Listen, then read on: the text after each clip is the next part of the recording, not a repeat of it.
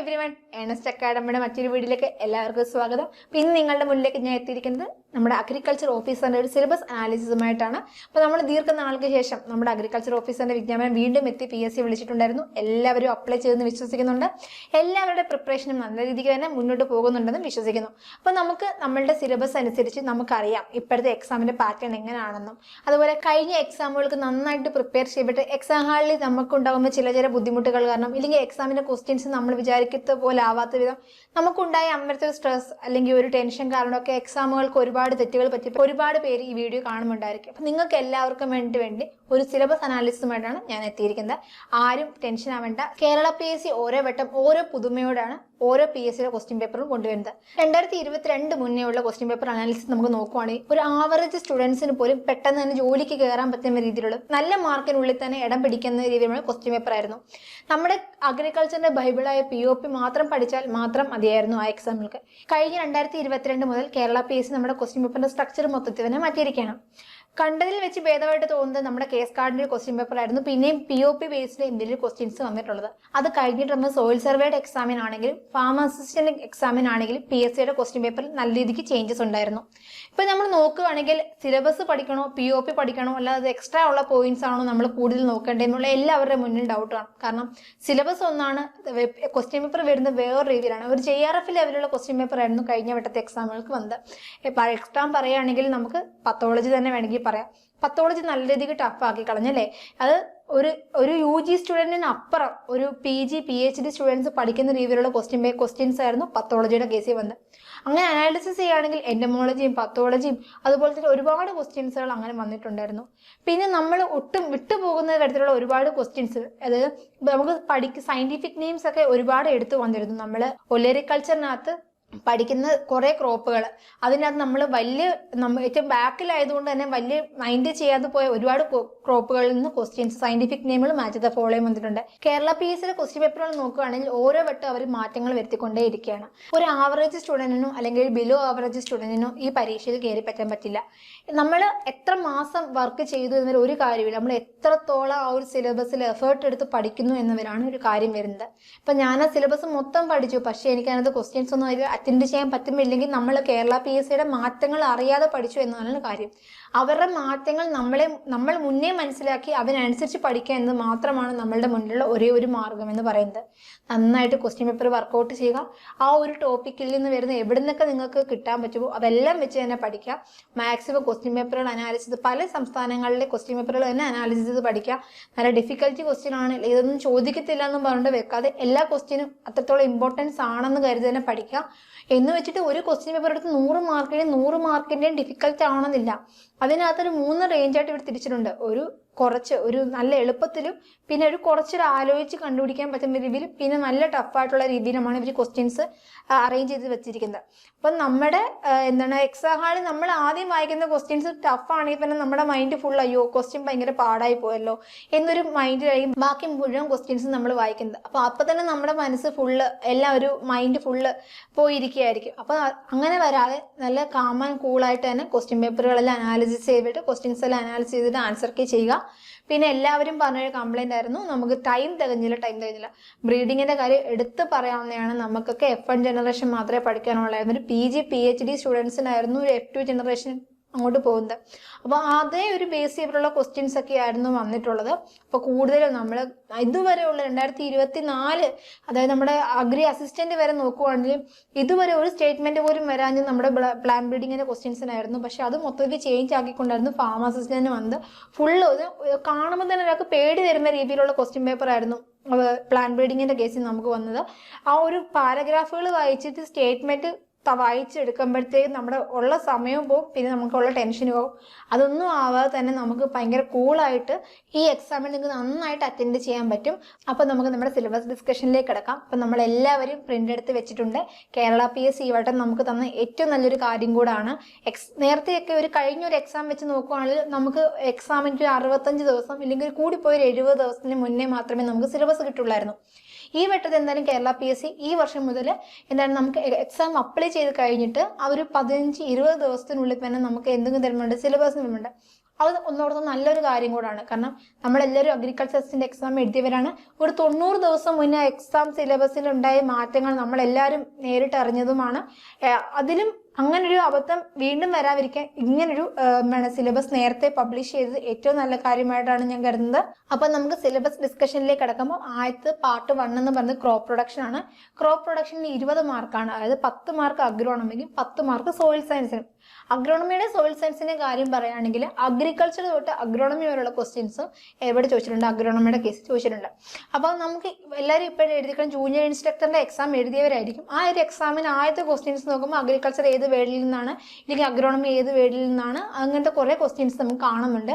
അപ്പോൾ നമ്മൾ എന്ത് പുതിയൊരു ടോപ്പിക്ക് പഠിച്ചാലും ആ ഒരു പുതിയൊരു വേർഡ് പഠിച്ചാണെങ്കിലും, നമ്മളിപ്പോൾ വെതർ പഠിക്കുന്നു, അങ്ങനെ ഏതൊരു ടോപ്പിക്ക് പഠിക്കുകയാണെങ്കിലും അത് ഏത് വേർഡിൽ നിന്നാണ് ഒറിജിൻ ചെയ്തിരിക്കുന്നതെന്ന് നോക്കുക. എന്ത് പഠിച്ചാലും അതിന്റെ ഫാദേഴ്സിനെയും കൂടെ പഠിച്ചു വെക്കേണ്ടതാണ്. കഴിഞ്ഞ വട്ടത്തെ ക്വസ്റ്റ്യൻ ഉണ്ടായിരുന്നു, ഗ്രീൻ റെവല്യൂഷന്റെ ഫാദറിനൊക്കെ ഒരു ക്വസ്റ്റ്യൻ ഉണ്ടായിരുന്നു. അപ്പം അതൊന്ന് ഓർത്തിരുന്ന് പഠിക്കുക. അപ്പോൾ നമ്മൾ ഒരു കാര്യം പഠിക്കുമ്പോൾ അത് വൃത്തിയായിട്ട് തന്നെ പഠിച്ചു പോവുക. അറ്റവും മൂലം മാത്രം പഠിച്ചു പോവാതെ ഒരു കാര്യമേ നിങ്ങൾ ഒരു ദിവസം പഠിച്ചിട്ടുള്ളെങ്കിലും അത് നീറ്റ് ആൻഡ് ക്ലീൻ ആയിട്ട് തന്നെ പഠിച്ചു പോവുക. അതിൽ നിന്ന് എവിടെ നിന്ന് ഒരു ക്വസ്റ്റ്യൻ വന്നാലും നിങ്ങൾ അറ്റൻഡ് ചെയ്യുന്ന രീതിയിൽ പോവുക. അടുത്ത് വരികയാണ് ഈ സോയിൽ സയൻസ്. ഈ വട്ടം സോയിൽ സയൻസ് നമ്മൾ ഒരുപാട് കറക്കി കളഞ്ഞല്ലേ. കാരണം നമ്മുടെ സിലബസിൽ ഇല്ലാത്തതുമായ കുറച്ച് കാര്യങ്ങൾ വന്നിരുന്നു. ഇത് നമ്മളൊരു 2-3 വർഷത്തെ ക്വസ്റ്റ്യൻ പേപ്പർ അനാലിസിസ് ചെയ്യുമ്പോൾ നമുക്ക് മനസ്സിലാവുന്നത് നാനോ ടെക്നോളജി ഈ വട്ടം കേരള PSC ഈ വട്ടം 2-3 വർഷമായിട്ട് തന്നെ കേരള PSC കാര്യമായിട്ട് എടുത്തൊരു കാര്യമാണ്. നാനോ ടെക്നോളജിയിൽ നിന്ന് ക്വസ്റ്റ്യൻസുകൾ വരുന്നുണ്ട്. അപ്പോൾ ആ ഒരു പോർഷനും കൂടെ എല്ലാവരും നോക്കിയിട്ട് തന്നെ പോവുക. അടുത്ത് നമ്മൾ നോക്കാൻ പോകുന്ന ക്രോപ്പ് പ്രൊട്ടക്ഷൻ ആണ്. ക്രോപ്പ് പ്രൊട്ടക്ഷന്റെ കേസ് നമ്മൾ 2 സബ്ജക്റ്റുകളാണ് പഠിക്കുന്നത്, എൻഡമോളജി, പത്തോളജി. 10 മാർക്ക് വെച്ചിട്ടാണ് ഈ 2 സബ്ജക്റ്റിനും ഉള്ളത്. ഈ വട്ടം നമ്മളെ കുറച്ച് കറക്കി കളഞ്ഞ ഒരു ടോപ്പിക്കുകളും കൂടാണ് എൻഡമോളജിയും പത്തോളജിയും വരുന്നത്. അതായത് ഈ ഒരിക്കൽ നമ്മുടെ ഭാഗത്തുനിന്ന് ഇതുവരെയുള്ള എക്സാംസുകൾക്കൊന്നും അങ്ങനെ അനാട്ടമി വലിയ കാര്യമായിട്ട് എൻഡമോളജിയുടെ കേസ് ചോദിച്ചിട്ടില്ലായിരുന്നു. ഈ വട്ടം എന്തായാലും ഇൻസെക്റ്റിന് അനാട്ടമി ഒക്കെ എടുത്തിട്ടുണ്ടായിരുന്നു ക്വസ്റ്റ്യൻ പേപ്പറിനകത്ത്. അതുപോലെ തന്നെ ഇൻസെക്ടിസൈഡുകൾ എത്രത്തോളം ഇമ്പോർട്ടൻസ് ആണെന്നും നമുക്ക് ഇന്നത്തെ ഇതിൽ മനസ്സിലാക്കാം. കാരണം 2022 നമുക്കൊരു ക്ലൂ തരുന്ന പോലെ ഇൻസെക്ടിസൈഡിന് 2 ക്വസ്റ്റ്യൻസുകൾ തന്നിരുന്നു കേരള PSC. അപ്പോൾ നമ്മൾ ഓരോ ക്വസ്റ്റ്യൻ പേപ്പർ നമ്മൾ നോക്കുമ്പോഴും നമുക്ക് എന്തെങ്കിലുമൊക്കെ ഇനി വരാൻ പോകുന്ന എക്സാമുകളെ പറ്റി ഒരു ക്ലൂ അതിൽ നിന്ന് തന്നെ കിട്ടും. അപ്പോൾ അതൊക്കെ വെച്ച് തന്നെ പഠിക്കാം. പിന്നെ പത്തോളജിയുടെ കാര്യം ഒരു PhD-കാർക്ക് മാത്രം അറ്റൻഡ് ചെയ്യുന്ന രീതിയിലുള്ള കുറച്ച് ക്വസ്റ്റ്യൻസ് ഉണ്ടായിരുന്നു. മുഴുവൻ ക്വസ്റ്റ്യൻസുകളും ഉണ്ടെന്ന് പറയുന്നില്ല, ഒരു 5 ക്വസ്റ്റ്യൻസോളം ഉണ്ടായിരുന്നു. ബാക്കി 5 ക്വസ്റ്റ്യൻസ് ഒരു UG ലെവൽ തന്നെ ആയിരുന്നു. അപ്പം നമ്മുടെ POP ഒരു ക്വസ്റ്റ്യൻ എന്തായാലും ഈ വട്ടം പത്തോളജിയുടെ കേസിൽ വന്നിട്ടുണ്ടായിരുന്നു. പഠിച്ചു പോകുമ്പോൾ വൈറസുകൾ സിംഗിൾ സ്റ്റാൻഡേർഡ് ഏതൊക്കെയാണ്, ഡബിൾ സ്റ്റാൻഡേർഡ് ഏതൊക്കെയാണ്, അതൊക്കെ ഒന്ന് നോക്കിയിട്ട് പോകുന്നത് ഏറ്റവും നല്ല കാര്യങ്ങളായിരിക്കും.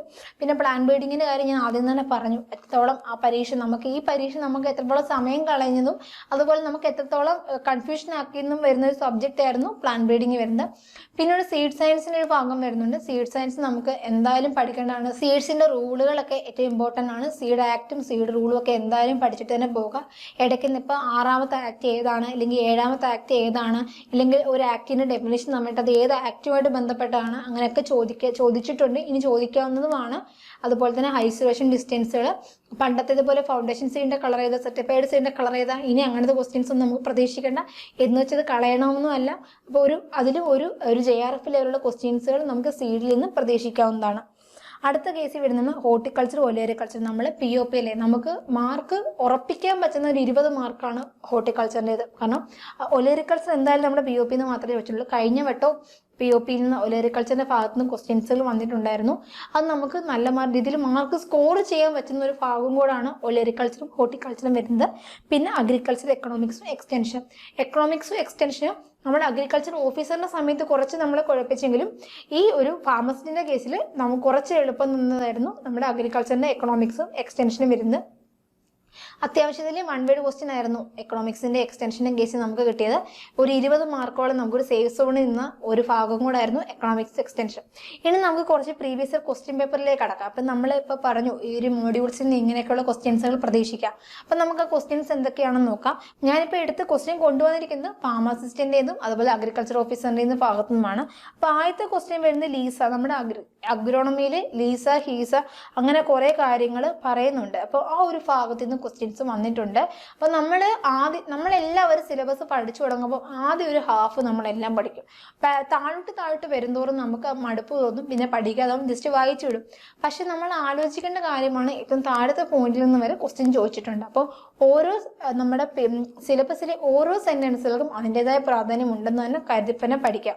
അടുത്ത ക്വസ്റ്റ്യൻ നമ്മുടെ ബ്രീഡിങ്ങുമായിട്ട് ബന്ധപ്പെട്ടാണ് ഹെട്രോസിസ്. ഈ ഒരു രീതിയിലുള്ള ബ്രീഡിങ്ങിന്റെ ക്വസ്റ്റ്യൻസ് ഒക്കെ ആണെങ്കിൽ നമ്മളെല്ലാവരും അറ്റൻഡ് ചെയ്തു പോകും. കാരണം ജസ്റ്റ് ഒന്ന് വായിച്ച് നോക്കുമ്പോൾ ഹെട്രോസിസ് എന്താണ് നമ്മുടെ പ്രത്യേകമായിട്ട് സിലബസിൽ അവർ പറഞ്ഞിട്ടുണ്ടായതുകൊണ്ട് നമ്മളെല്ലാവരും ഇത് പഠിക്കുന്നത് തന്നെയാണ്.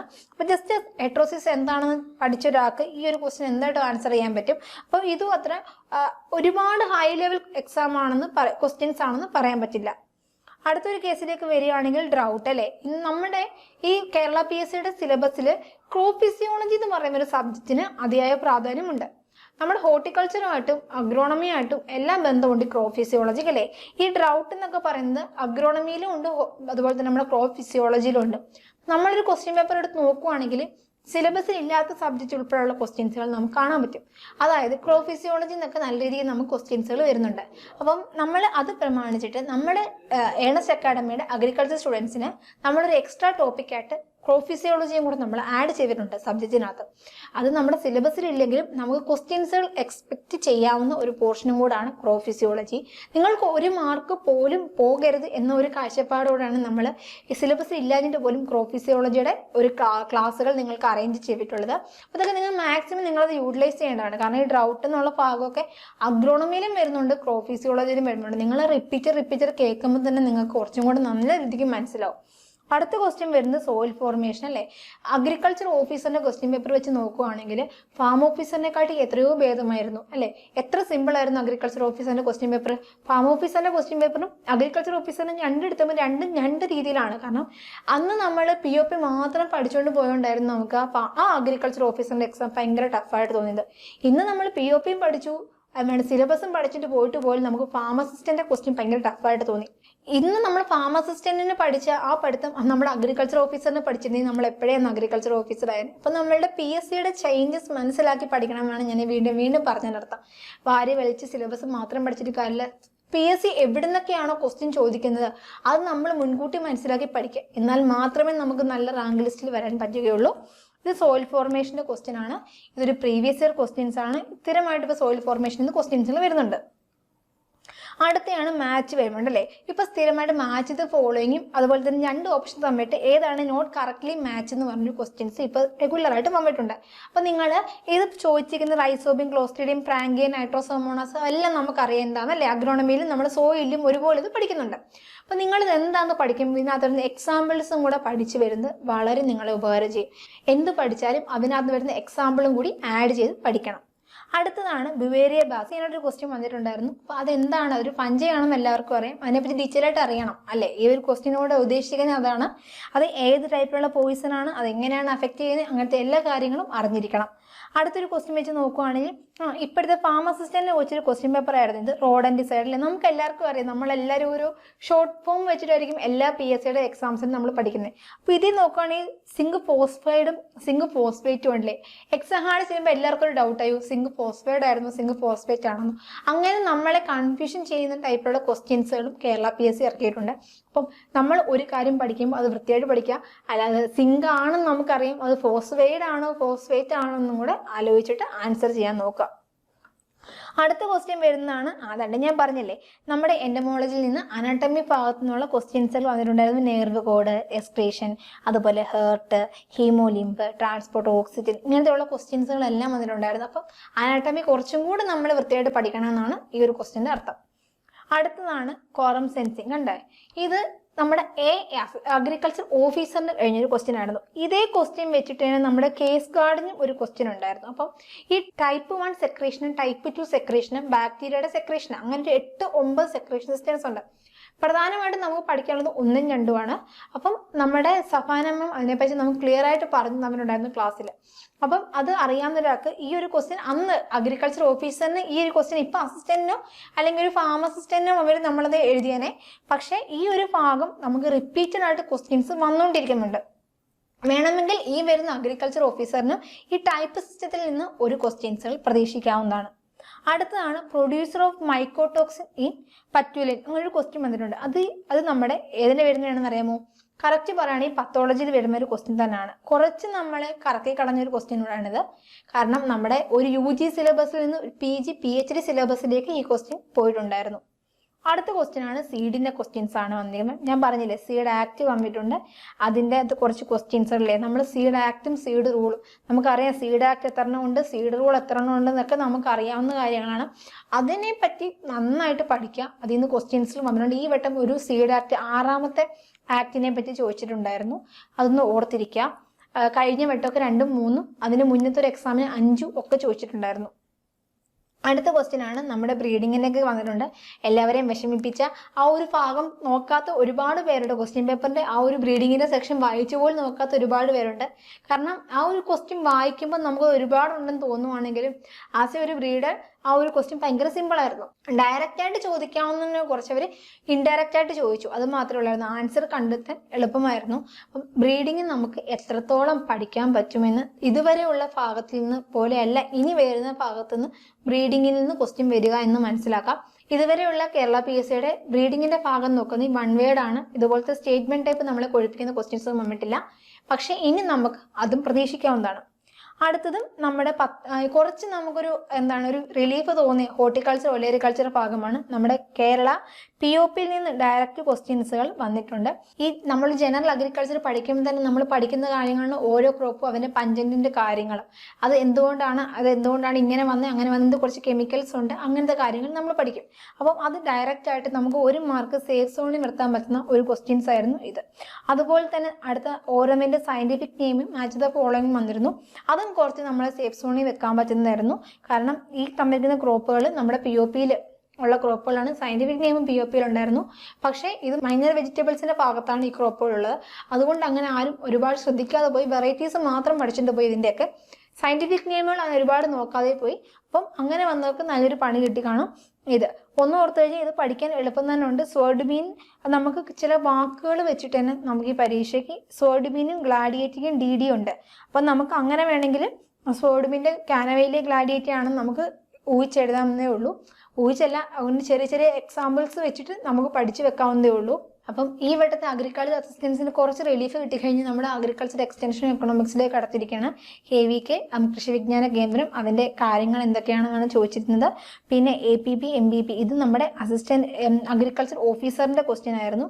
കുറച്ച് ആ സമയത്ത് നമ്മൾ എക്കണോമിക്സ് ടെൻഷൻ ആക്കിയെങ്കിലും ഈ വട്ടത്തെ എക്കണോമിക്സ് എക്സ്റ്റൻഷൻ നമുക്ക് നല്ല രീതിക്ക് എളുപ്പത്തിൽ കൊണ്ടുവന്നു. പക്ഷെ അതുകൊണ്ട് നമുക്ക് നെക്സ്റ്റ് ടൈം വരുന്ന എക്കണോമിക്സും എക്സ്റ്റൻഷനും എളുപ്പമാണെന്ന് വിചാരിക്കേണ്ട. അത്യാവശ്യം ചിലപ്പോൾ അവർ നല്ല ഡിഫിക്കൽറ്റി എടുത്തിടാനും സാധ്യതയുണ്ട്. ഓക്കെ, വരാൻ പോകുന്ന അഗ്രികൾച്ചർ ഓഫീസറിന്റെ എക്സാമിന് ഉയർന്ന റാങ്കിൽ ഒരു ജോലി നിങ്ങൾ നേടാൻ ആഗ്രഹിക്കുന്നുണ്ടെങ്കിൽ ഇതാ നിങ്ങൾക്കായി ഏണസ്റ്റ് അക്കാഡമി അഗ്രികൾച്ചർ ഓഫീസറിന്റെ കോഴ്സ് അവൈലബിൾ ആക്കിയിട്ടുണ്ട്. കോഴ്സിന് ജോയിൻ ചെയ്യാനും കൂടുതൽ വിവരങ്ങൾക്കുമായി താഴെ കാണുന്ന ഗൂഗിൾ ഫോം ഫില്ല് ചെയ്യുക. മറ്റൊരു വീഡിയോയുമായി വീണ്ടും കാണാം. താങ്ക്